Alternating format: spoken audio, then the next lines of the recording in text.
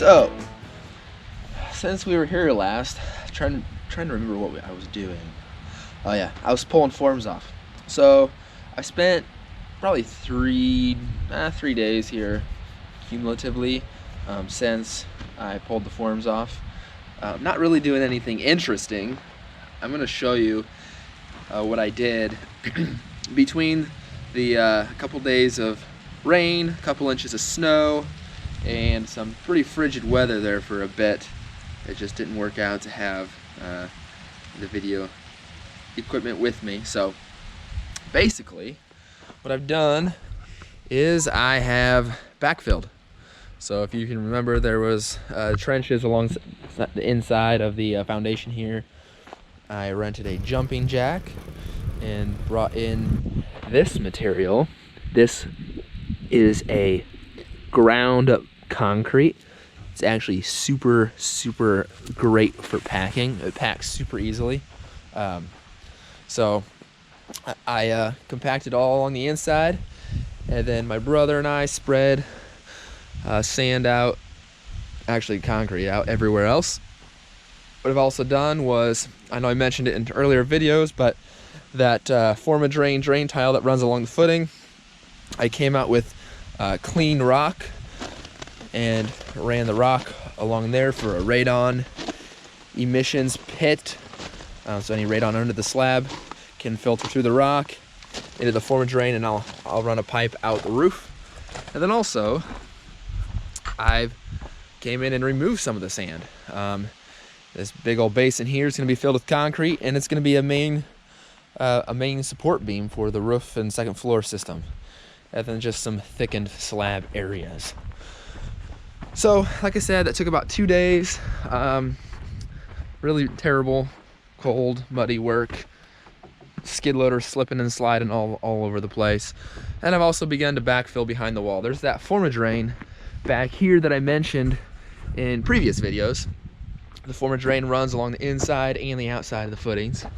And I don't know if you can see it well, but I put rock around the form a drain, as you can see kind of there, and I want at least 3 feet of rock. Then I have some 8-foot tall yard fabric that's gonna encapsulate that rock and keep dirt from filtering through. So it was pretty boring. Only exciting things really is I ended up with 2 truckloads of extra, which I should be able to use most of it. I have a little bit of concrete I need to pour at the entrance coming off the street that I can use the sand to provide a good substrate for the concrete, and then also the driveway, sidewalks, that front patio, a side patio over in front of the dining room, and then a patio on the back side of the house. So lots of places I can use that. And I may or may not have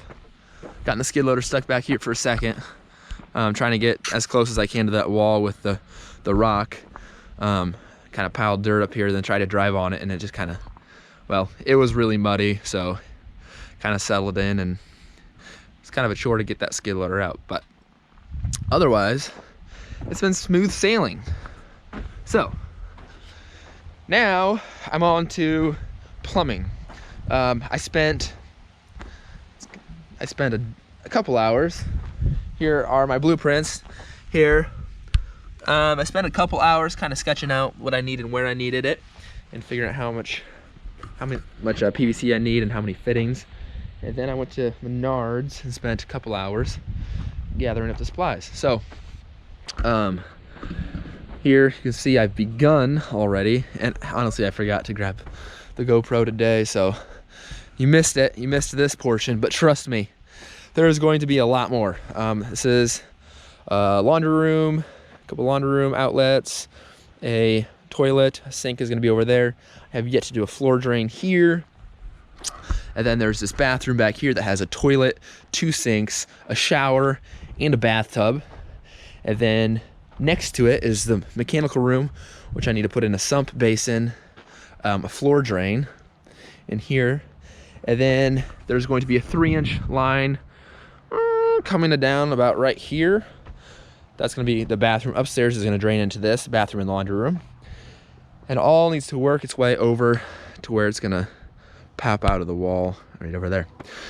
Oh, and then kitchen sink is over here. Need to run that over, and then in the island, Becca wants the option of putting a sink on the island, so I need to run a drain from the center of that island over as well. So you'll have plenty of opportunity to see the things that I try to do in slow motion and in fast motion, time lapse, and maybe in some actual time footage if I can. I don't know. It's pretty tedious work for me, anyways. I haven't done it in a couple years, but I should be able to figure it out pretty quick and get the hang of it. And once I maybe dry fit some PVC together, then I can do real time, gluing it together and locking it in place. So that's it.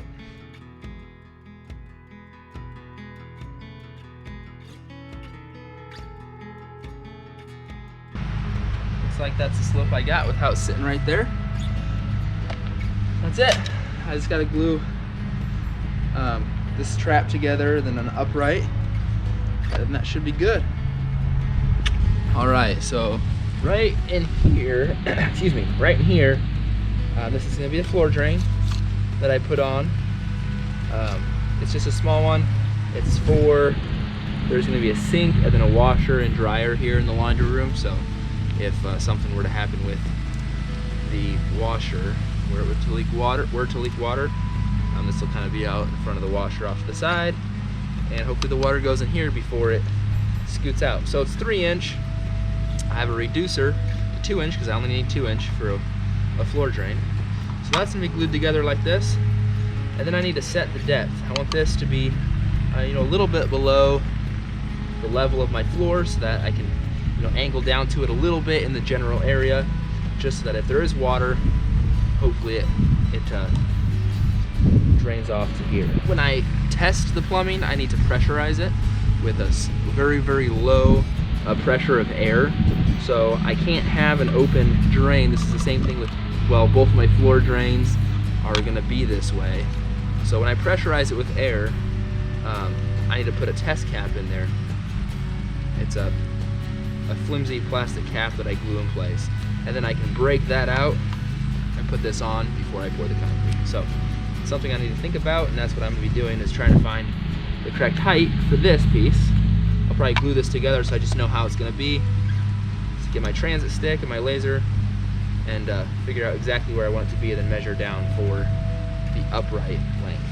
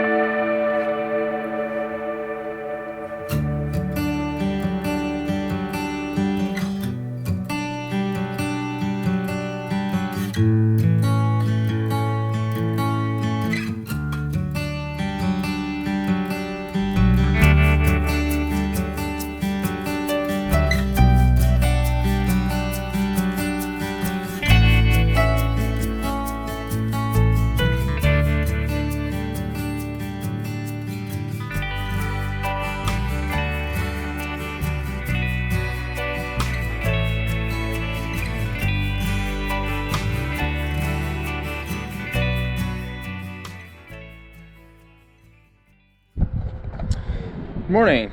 I'm here today, just past plumbing inspection on everything underneath the slab. I'm gonna kind of go up here to show it to you. Well, bear with me. I'm gonna climb on top of the wall. Oh yeah.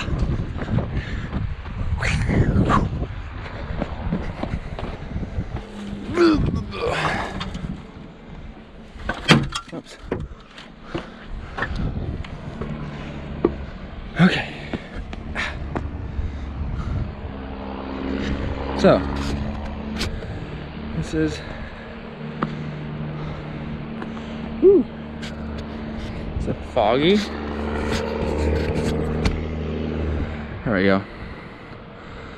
So this is the plumbing, kitchen area, sump pump, floor drain, line going upstairs, shower,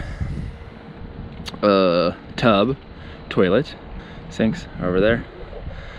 And over there is a bathroom and laundry room way over there. I don't know if you can see that, but passed the inspection today. They're working on bringing the water in. The water's gonna come through the wall right back there. And trench goes around the edge of the house. And see that little fella in there? He's walking right in there. Kind of makes that corner and goes out to the street. All right, so like I said, I passed the plumbing inspection.